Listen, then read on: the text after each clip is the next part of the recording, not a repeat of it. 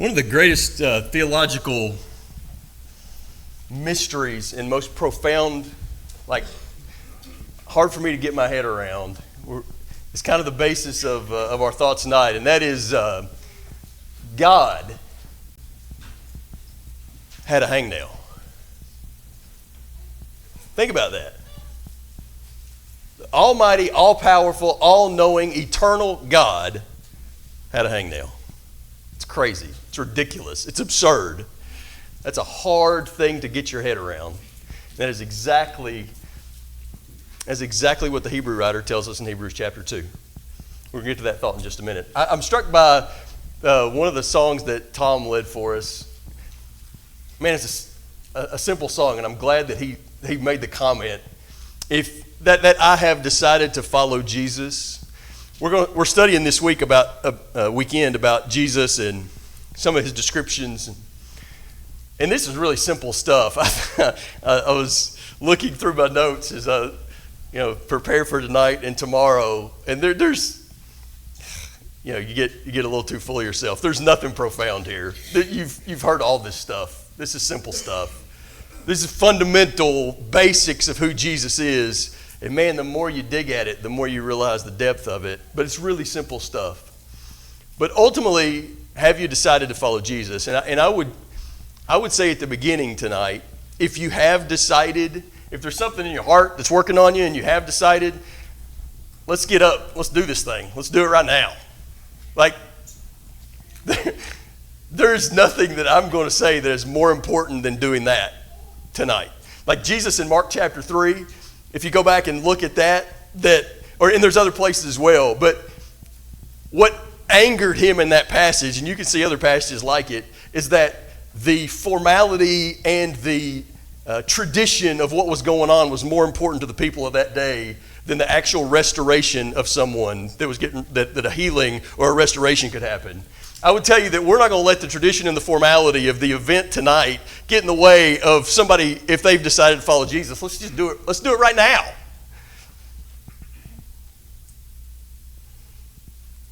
So I'll have to do the rest of the lesson. I was thinking earlier, that's a pretty cynical way. If you really weren't prepared, you could try to get out of it. I'm humbled that you're here tonight. And you've put enough trust in me to take time out of a Saturday and come hear some of God's word. There's a lot of people in this room who mean a very, very much to me. Thank you for being here. Thank you for the opportunity to be with you, for the chance to study a little more about Jesus and who he is. We're going to talk about this idea of Jesus being Immanuel tonight. In my 30 years as a Christian, I was thinking back. I'm not sure. I'm sure I have. I just can't remember specifically that I had heard a lesson specifically about the title Immanuel. And I sent the elders here at Lakeside, I sent my sermon topics on November 4th, and that's a very important date. I want you to remember that. With this, we're going to do a sermon on Immanuel. I thought I was being real edgy, and we're going to do something new and different. So then on December 8th, Jason Bridgman from this spot teaches a lesson with the title Immanuel. And then on December 22nd at Southside, Kyle Blevins does a lesson with the title Immanuel. And now I feel like a coat tailor. I just say, just remember your dates. I was there first. I would commend both of those lessons to you. Mine will be a slightly different direction, but they do complement each other. If you go look at what Kyle talked about in that lesson, he really digs into the background of Isaiah chapter 7 and chapter 8 about the prophecy of Immanuel. We'll do that a little bit tonight, but he goes into a lot more depth. And Jason, in his lesson, my notes here say that you talked about tabernacle furnishings. That can't possibly be right. Is that what you did? You talked about tabernacle furnishings. Interesting. We're not going to go that way tonight. But that was really, really good. So I commend that one to you also. The reason that Immanuel perhaps is on your mind, not just if you were able to hear one of those lessons, but that's a word that we hear around Christmas time, right? It's a word that is often used during that season because it The definition of the word, Matthew gives us this in Matthew chapter 1, it means God with us, that God came to earth. God and earth on human form, not to show off, not to dominate, but to serve. You know, there's almost every religion, a lot of religions have some kind of story about a prophet who comes to tell you how to find God. There's only one that I'm aware of that God comes to find you. That's the story of Immanuel. Think about that.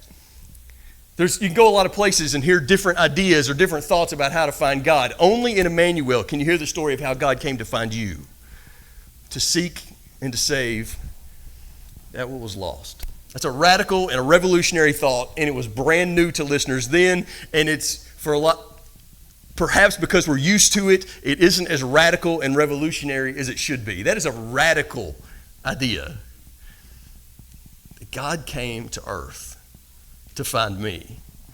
That the eternal and the immortal came to a bloody human birth in a storage area with animals. Think about that. That the untouchable becomes a baby. Like the most touchable, vulnerable thing. From unbounded, limitless power to one of the first descriptions being that he was swaddled. Isn't that interesting?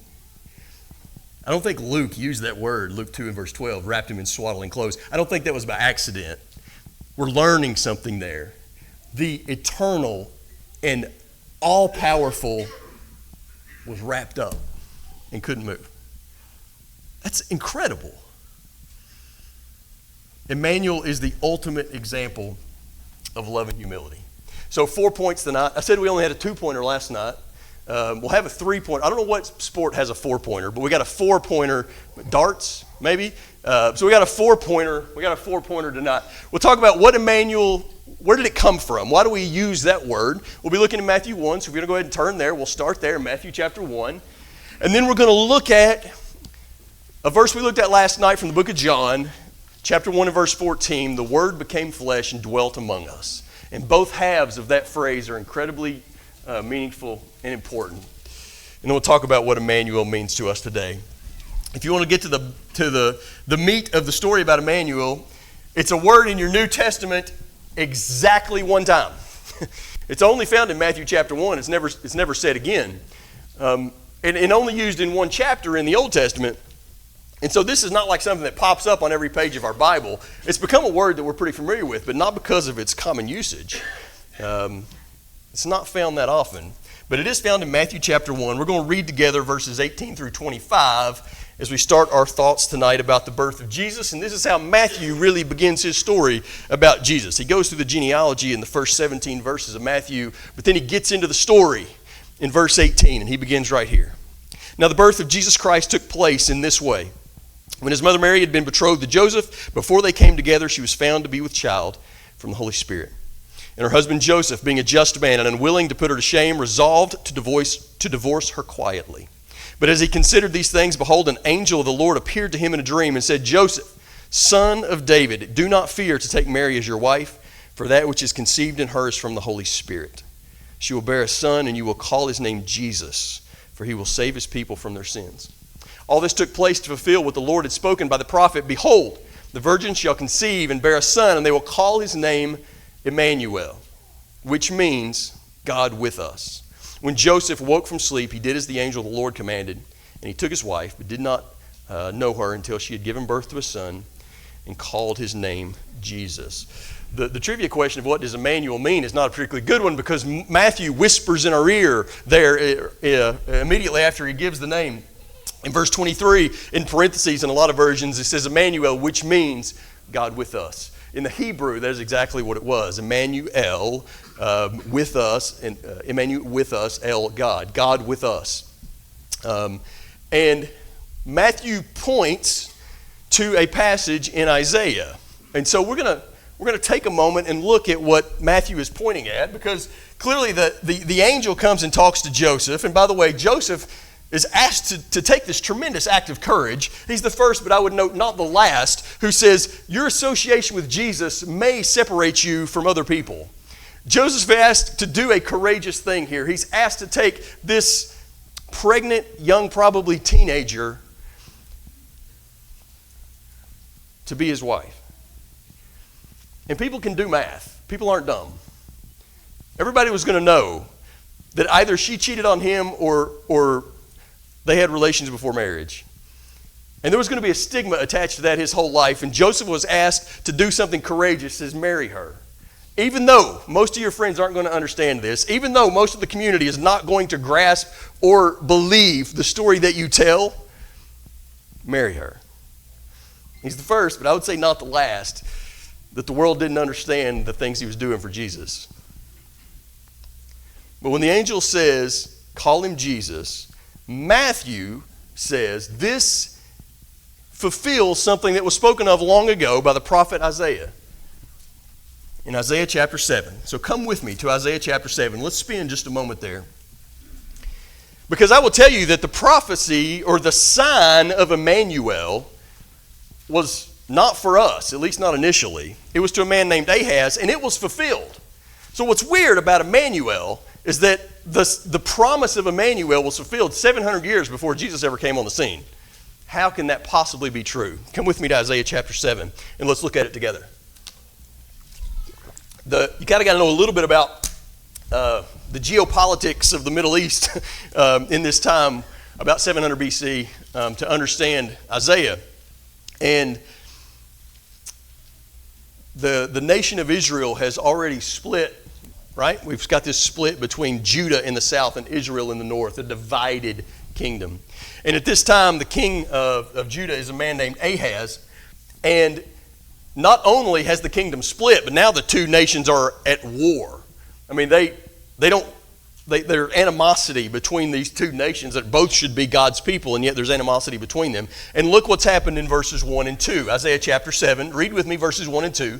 In the days of Ahaz, son of Jotham, son of Uzziah, king of Judah, Rezin, the king of Samaria, and Pekah, the son of Remaliah, the king of Israel, came to Jerusalem to wage war against it, but could not mount an attack against it. And when the house of David, when it says house of David, it's talking about the kingdom of Judah, that southern nation of Judah. When the house of David was told Syria is in league with Ephraim, the heart of Ahaz and the heart of the people shook as trees of the forest shake before the wind. And so what's happening here, it's important to just kind of know the context of the story, is that Judah and the king of Judah, whose name was Ahaz, are terrified that these two other nations are now in cahoots, right? So now they've got a block of nations that are coming against them. It's not just Israel from the north anymore. Israel has joined forces with Syria. This is a common story in the Old Testament, right? We could read how many different accounts of these countries forming alliances to take on another country only to be split by a future alliance. Well, now we're in this little window of time where the northern nation of Israel and Syria form an alliance. Syria is one of the most powerful nations in the world at this point. And so that alliance terrifies the nation of Judah. And I will tell you, from a strictly political perspective, it should. The manpower of Israel and Syria would have dramatically outgunned what Judah had, right? And so the king of Judah, whose name is Ahaz, and who, if we had the big poster from the children's class on the wall behind me, Ahaz would be a frowny face king, not a smiley face king. Ahaz, not a particularly good guy. So Ahaz, a frowny face king, who would not necessarily be a follower of God, is now put in this position where he has two nations that are coming against him, and he's terrified. We won't read, but I would, for your own study, if you look through verses 3 through 9, God, through Isaiah, comes to Ahaz and says, you've got no reason to be afraid. If you have faith, and I will point out the last verse in verse 9, if you are not firm in faith, you will not be firm at all. Be firm in faith, and these nations will not be able to take you.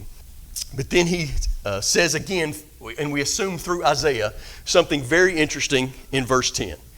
Isaiah chapter 7, verse 10, read a few verses with me. Again, the Lord spoke to Ahaz, ask a sign of the Lord. Let it be deep as Sheol or high as heaven.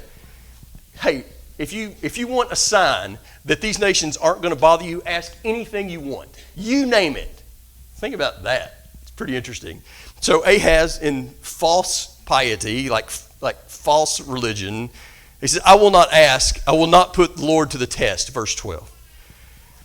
And he said, hear then, house of David, is it too little for you to weary men, you weary God also? Verse 14, to Ahaz, remember, to this king Ahaz, through Isaiah, therefore the Lord himself will give you a sign, Ahaz. The Lord will give you a sign. Behold, the virgin will conceive and bear a son, and he'll call his name Immanuel, and he will eat curds and honey when he knows how to refuse evil and choose good. For before the boy knows how to refuse evil and choose good, the land of the two kings you dread will be deserted. And the Lord will bring upon you and upon your people and upon your father's house such days have not come since the days Ephraim departed from Judah. That is the king of Assyria. There's been a lot of conversation and debate around these verses, and you can really read some intricate, complex theological discussions about what does it mean when Isaiah says to Ahaz, a virgin will conceive. I think perhaps we've overcomplicated it. Let me rephrase that. I'm sure that we've overcomplicated it. I think those are really interesting conversations, or really interesting studies, and I'm not saying they're without value. But in my judgment, what Isaiah is saying to Ahaz is, you're scared of these two nations. Here's God's sign to you. It's not going to be that long in terms of world history. It's not going to be that long until these two nations are has-beens, until they're yesterday's news, until they're no longer a threat to you at all. But he gives kind of a specific time frame for how long that's going to be, right? He tells, right, we read the verse 14. He tells Ahaz, a virgin will conceive and bear a son and call his name Immanuel. There's nothing in that verse necessarily to indicate that this conception is going to be miraculous. But I think he's setting a timeline for us. He says, hey, you see that unmarried woman over there? By the time that she could get married, have a son, and have that son grow up enough to be eating solid food, these nations are not going to be a problem. How long would that be, by the way? By the time there's an unmarried woman who would get married, bear a son, that son is old enough to eat solid food, but notice not old enough to really know good from evil. I don't know how old that kid is, 2, 3. And so add the time of pregnancy onto that, 3 or 4 years. Again, if I'm just listening to Isaiah, that's what I'm hearing. In 3 or 4 years, these nations won't be a problem. It shouldn't surprise you to know that Assyria wiped out the capital of Syria in Damascus about 3 years after this time frame. I think God was giving Ahaz a sign. God was showing Ahaz, do you want to know how you can be sure that God is with Judah? Immanuel, you know how you can be sure that God is with Judah? Here's your sign. In about 3 years, those nations you're worried about aren't going to be a problem. That was the sign to Ahaz, and it came true. Now, you can read on in verse 8, and perhaps it was Isaiah's own child who he gave a different name that all this prophecy runs through. That's beyond the scope of the night's lesson. I will say, I believe that Immanuel was a sign to Ahaz to say, in a few years, Syria and Israel aren't your problem. But I will note that he did say in Isaiah chapter 7 and verse 17, you're going to have a problem. There's going to be days coming that we've never seen. But that problem ain't going to be Israel and Syria. It's going to be a nation that I'm going to call. It's going to be Assyria, and he goes into that in the following verses. So Matthew takes this account. Remember, this is not something the angel said specifically to Joseph. This is Matthew, inspired by the Holy Spirit, commenting to us about what the angel is told Joseph there in Matthew 1. And Matthew says to us, this fantastic idea that the angel just told Joseph about, that a virgin was going to conceive and bear a son, that story that was told to Ahaz 700 years ago actually had a double meaning. Oh, it was true for Ahaz in that day. There was an Immanuel that showed him that God is with Judah. But there was a greater, a larger, a more fantastic fulfillment of that same prophecy that was going to come later. You see this happen in the Bible occasionally. There's an immediate fulfillment, and then there is a larger, a more significant, a more profound fulfillment years later. This is one of those instances. And that's what Matthew is pointing us toward. Yes, there was a sign for Ahaz, and there's an Immanuel today. And it's not that God is with us as in God is on our side, because that was the sign to Ahaz. But this is God is with us. Like God is with us, guys. Like John chapter 1, 1 John chapter 1, verse 1. We looked at him, we heard him, we touched him with our hands. God is among us. God is with us. So he takes this idea and makes it larger and more profound and more beautiful than Isaiah himself ever could have imagined. This idea that Immanuel, that God is with us. This idea from John chapter 1 and verse 14 that the Word became flesh and dwelt among us. Remember we read that passage last night in that incredible opening from the book of John chapter 1 and verse 14.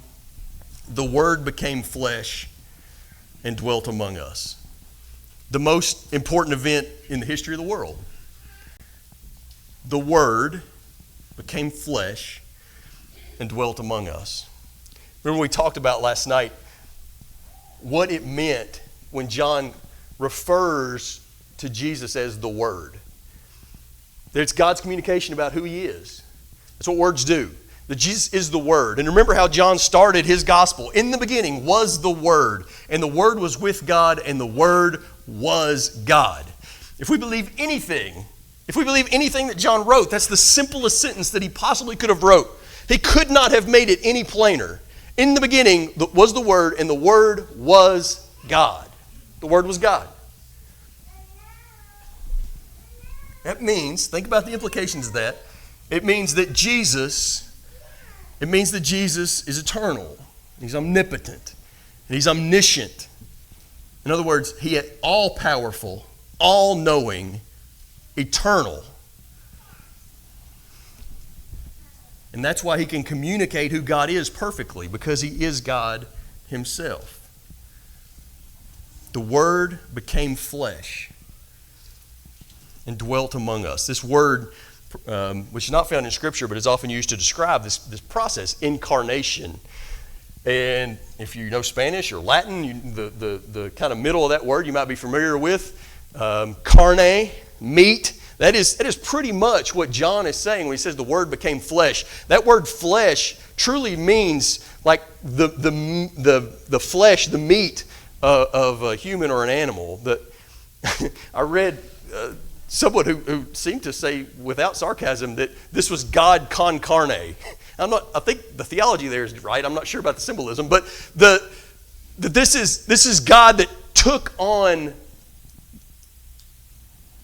a flesh suit, and not just for show, but became human. Notice the verses with me in Hebrews chapter 2. Man, this is a profound thought. Hebrews chapter 2. And we'll come back to these verses. We'll read them now, but we'll come back to it.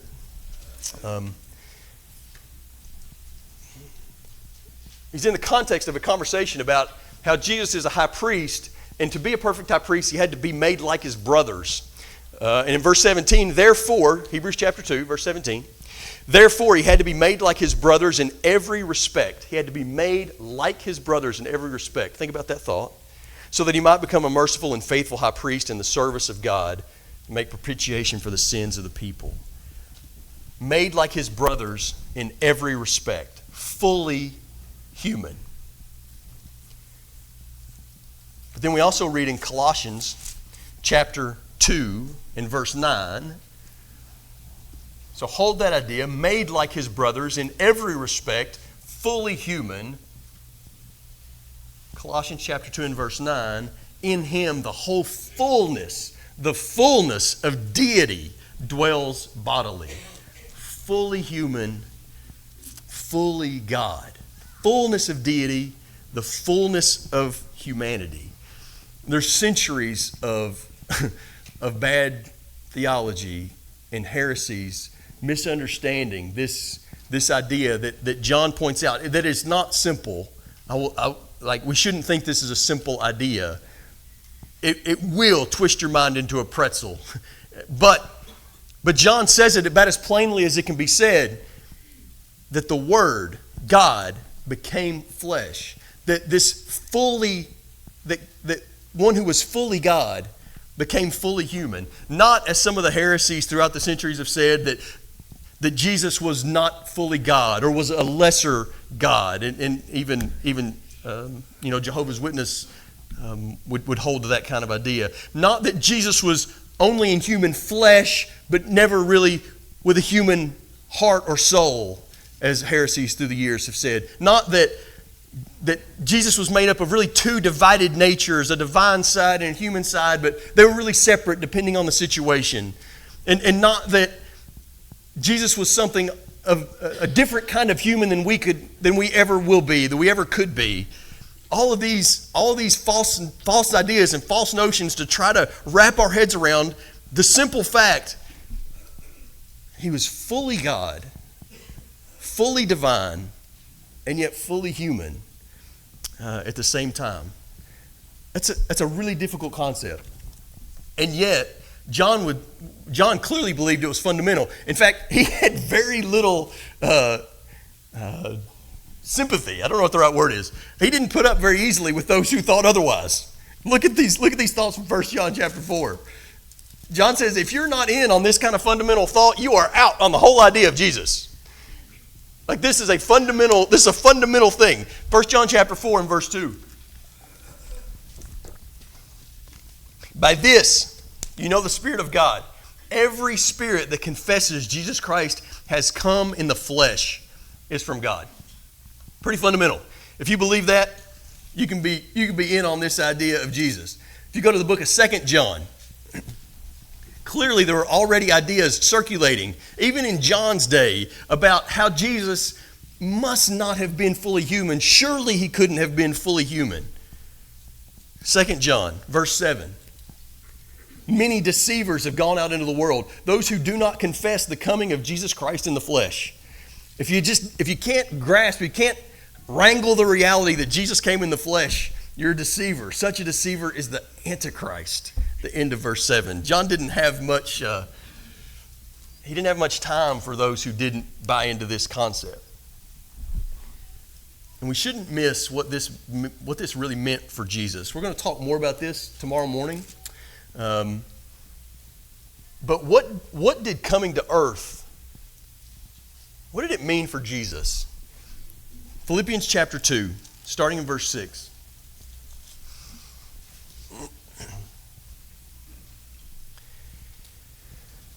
Even though he was in the form of God, he did not count equality with God a thing to be grasped or a thing to be held on to.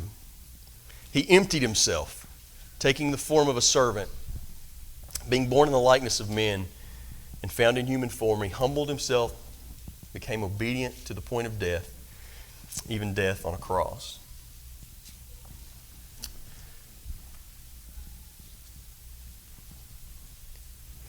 Sometimes this verse is misused and misapplied when it says that Jesus emptied himself. It's very easy to come to think or to come to the conclusion, well, he must have emptied himself of some of his divine attributes. He must have emptied himself of some of his deity. From the verses we've already read, Colossians 2 and verse 9, the fullness of deity dwelt bodily in Jesus. So what did this mean? What did Jesus empty himself of? I think there's a clue for us in John chapter 17. As Jesus is praying, he notes something in his prayer that should give us a clue to what Jesus had to empty himself of. This prayer near the end of his life, he says in verse 4, I glorified you on earth, Father, having accomplished the work that you gave me to do. And now, Father, glorify me in your own presence with the glory that I had with you before the world existed. There is a glory of God that is beyond our comprehension that Jesus had as God with the Father before the world existed. In the beginning was the Word, and the Word was with God, and the Word was God. There's a glory that comes with that we can't comprehend. The closest I can get even describing it to you is when Moses was on the periphery of a interaction with God's glory. Do you remember what it says about his face when he came down from the mountain? Depending on translation, it says he glowed, basically. He became a glowworm. I don't know if you remember one of those. Anyway, I'm going back to my childhood. His face shone. He glowed. Like just being on the periphery of God's glory impacted him physically in such a way that his face shone. When Jesus, on the Mount of Transfiguration, just a piece of glory from the Father that he had on this earth caused him to radiate. Every picture that we have of God, it involves some of this idea of just a whiteness so brilliantly white, because there's no other way for Bible writers to try to describe this spiritual phenomenon in physical words. But the closest perhaps we can get to is there is a brightness, a shining to it that we can't fathom. And Jesus had that in his fullness, and he came to earth, a baby wrapped in a cloth, in a dirty storage place for animals. Think about the letting go of that glory to come to earth and walk around with us. That is incredibly profound. There's not a parallel that I can explain to you that we have experienced in our life to get anywhere close to that. There's not an analog.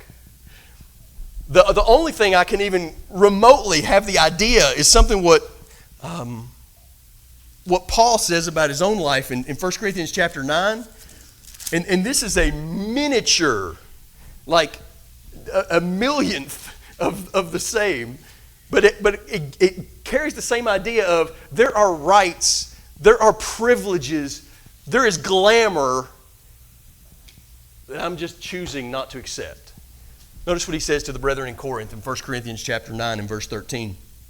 Do you not know that those who are employed in the temple get their food from the temple? Those who serve at the altar share in the offer. In the same way the Lord commanded those who proclaim the gospel should get their living by the gospel. Paul says, I've got a right to receive financial support for my work in the gospel. Verse 15, but I made no use of any of these rights. I made no use of any of these rights. Think about the privileges and the glamour and the prestige and the glory, I don't know what word you want to use, that Jesus had in that time immortal with the Father.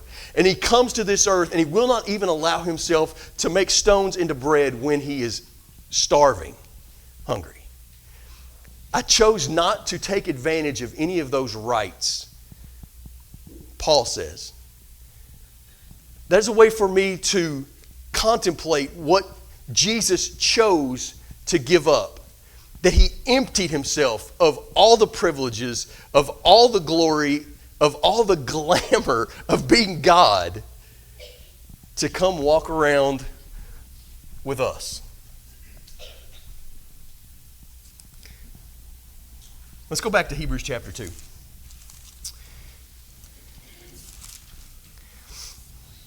I want to look at these verses one more time.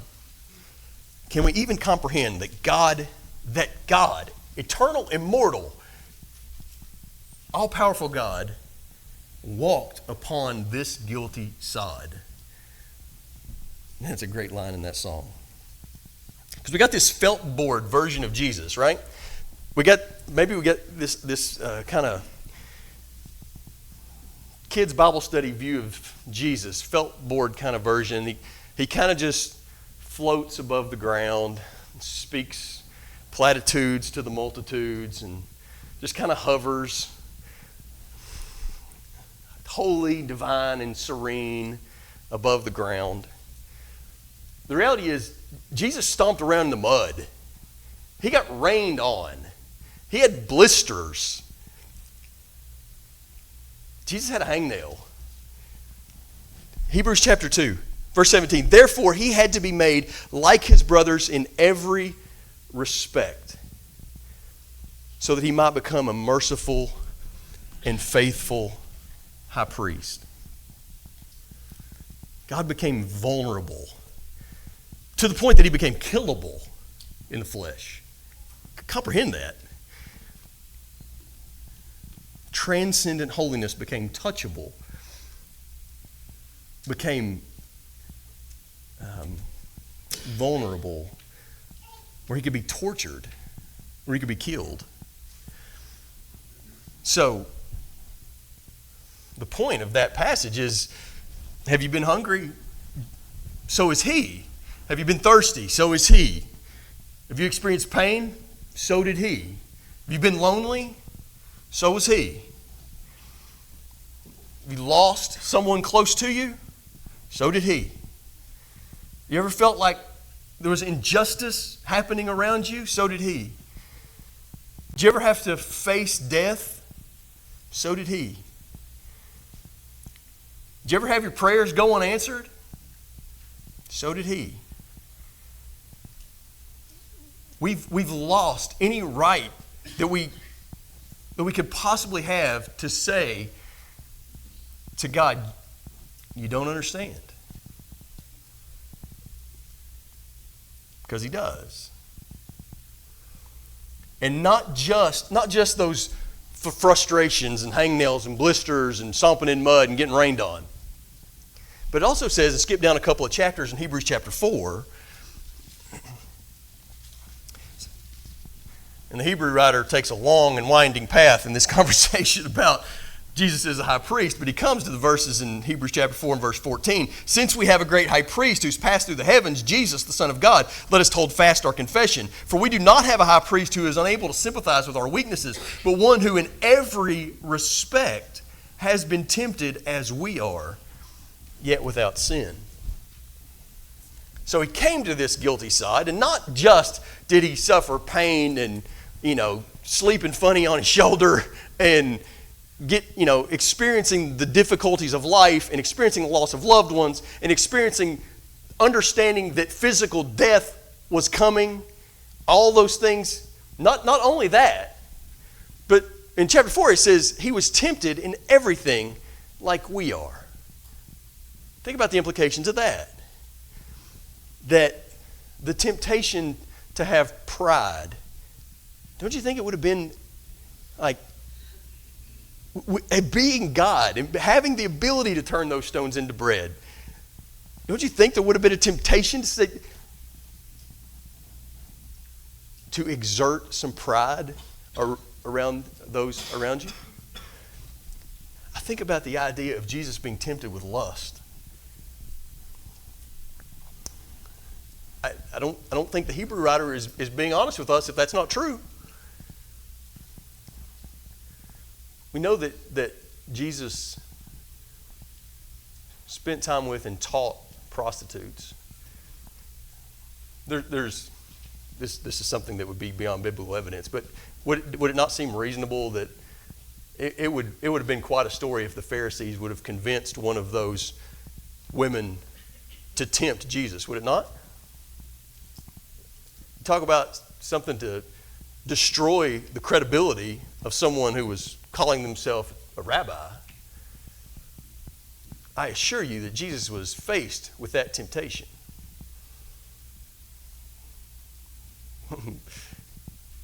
Our Jesus, my Jesus, your Jesus, was faced with the temptation of lust, of pride, of selfishness, of conceit, of impatience. There's a story of I heard once of an X-ray technician who had been at his job for quite some time, but had never had an X-ray himself. He had a lot of people on the table, and then he himself had some kind of malady, whatever it was, and it was very painful. But he had to go get scans himself. And speaking after the fact, he was shocked at how roughly he was treated. Perhaps some of you could sympathize. Just kind of jerked and rolled and thrown around the table. And he said something pretty profound. He said, I'm never going to treat a client the same way ever again. I'm going to be way more patient and way more gentle. Like the efficiency that we can create by hustling people in and out like cattle is not worth the pain that we're causing. Why did he come to that conclusion? He'd been on the table. And he said, I'll never cause unnecessary discomfort again. So we can't honestly look at Jesus and say, you do not understand. You don't understand what I'm going through. You don't understand where I've been. He's been on the table. He has been on the table. He has experienced all of these things. We lose the right to think that our situation is unique when God himself came to earth and was tempted at every point like we are. Why is he the wonderful counselor? Someone who is a good counselor is often someone who has experienced and lived through some trauma of life themselves. I don't think it's any coincidence that Jesus is described as the wonderful counselor, because he can help those who are experiencing things because he himself experienced those things. And that doesn't mean that your experience with Jesus is going to be painless. Just like your experience with that x-ray technician the next time may not be painless. It may be necessary to be in a little bit of pain to get the result that you need to get from that, but there's not going to be unnecessary pain because Jesus himself has been on that table. And he serves eternally for those who would follow him to do the same. I could go on a long time about that. I just think that's such profound stuff. I'm going to go back to John chapter 1 because y'all need to get home. I'm sure you got things to do. The Word became flesh and dwelt among us. John could have used a number of Greek words when he talked about the Word became flesh and dwelt among us. He chose a very specific word in Greek. And that word is the word that's in the Septuagint used to describe the tabernacle. And in some versions, you'll actually see that he tabernacled with us. John is pointing us clearly to an idea that we know from the Old Testament about the tabernacle and about what the tabernacle was. So we're going to go, all right, last thing we'll do tonight is go back to Exodus chapter 33. We read some of this context of this passage last night, but a little different area tonight. Remember Moses in this context that we spoke a little bit about last night. Moses has come down from Mount Sinai, and the people have already devolved into sin and idolatry and immorality. Chapter 33, verse 1, the Lord said to Moses, "Depart, go up from here, you and the people who you've brought out of the land of Egypt, to the land which I swore to Abraham, Isaac, and Jacob. And I have said to your offspring, I will give it, and I'll send an angel before you, and I'll drive out the Canaanites and the Amorites and the Hittites and the Perizzites and the Hivites and the Jebusites. Go up to that land flowing with milk and honey, but I will not go up among you, lest I consume you on the way, for you are a stiff-necked people." God says, I don't know if my presence can't go with you. I don't know if I can stand y'all. I don't know if you can stand me. And Moses, in that moment, asked for Immanuel. Those words aren't used, but that's exactly what he asked for. Chapter 33, just a few verses later, verse 15. And he said, Moses said to him, "If your presence will not go with me, do not bring us up from here. I do not want to leave." Even if it's the promised land, flowing with milk and honey, the greatest land, and even if the angel's going to drive out all those nations, I do not want to leave here without your presence. I desire God to be with me. I desire Immanuel. It's not a coincidence that immediately after that, God agrees that he will go with the people. And immediately after that, in Exodus 35, it should say 35, not 34. In Exodus 35, what happens immediately after this account, in chapter 35, verse 1, when they assemble all the congregation together, is they begin construction of the tabernacle. What do those two things have in common? Why would Moses say, your presence with us is critical, I'm not leaving without your presence, and they immediately start building the tabernacle?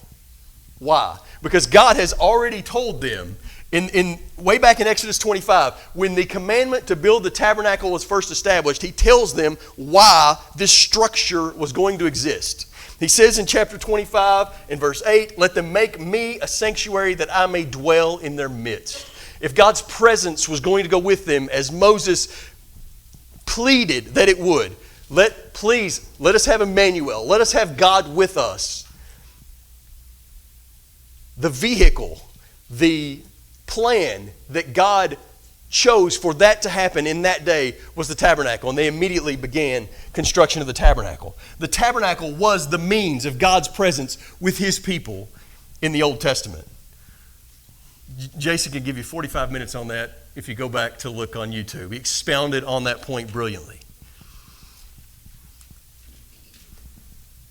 In the Old Testament, we've got God's presence. That Moses could say, I want Immanuel. I want God with us in the tabernacle. And then John would say, the Word became flesh and tabernacled with us. That we had Immanuel among us. So we got Immanuel traveling with us. We got Immanuel living with us. What about today? Where is Immanuel today? There is a litany of scriptures in the New Testament we can go to make this point. I listed a couple of them for you there. I'm going to read only a couple of them.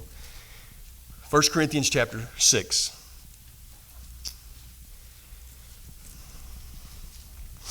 1 Corinthians chapter 6, verse 19. Do you not know that your body is a temple of the Holy Spirit within you, whom you have from God? You are not your own. You were bought with a price. So glorify God in your body. We should not miss how profound that is.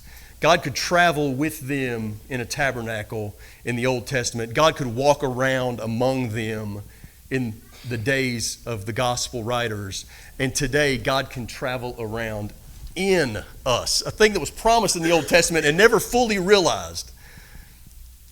God, can we comprehend what a benefit, what a glory, what an amazing opportunity and privilege that we have been given in our time, that we could say we have the Holy Spirit within us. Immanuel, God is within us. 2 Corinthians chapter 5. This is the second time that I've said this is the last place we're going, but this time I mean it. 2 Corinthians chapter 5. I'm going to read just a couple of verses, and then it'll be yours tonight. 2 Corinthians chapter 5. We're going to use these verses as the invitation tonight. If your desire is to have God with you forever, if your desire is for eternal Immanuel, Paul has the directions in these first 5 verses of 2 Corinthians chapter 5 to make that a reality. For we know that if the tent, and it's interesting that Paul uses the idea of a tent or a tabernacle here to talk about our earthly bodies, kind of ties this together. We know that if the tent of our earthly home is destroyed, he's just talking about this flesh that we're in. If the tent of our earthly home is destroyed, we have a building from God, a house not made with hands, eternal in the heavens.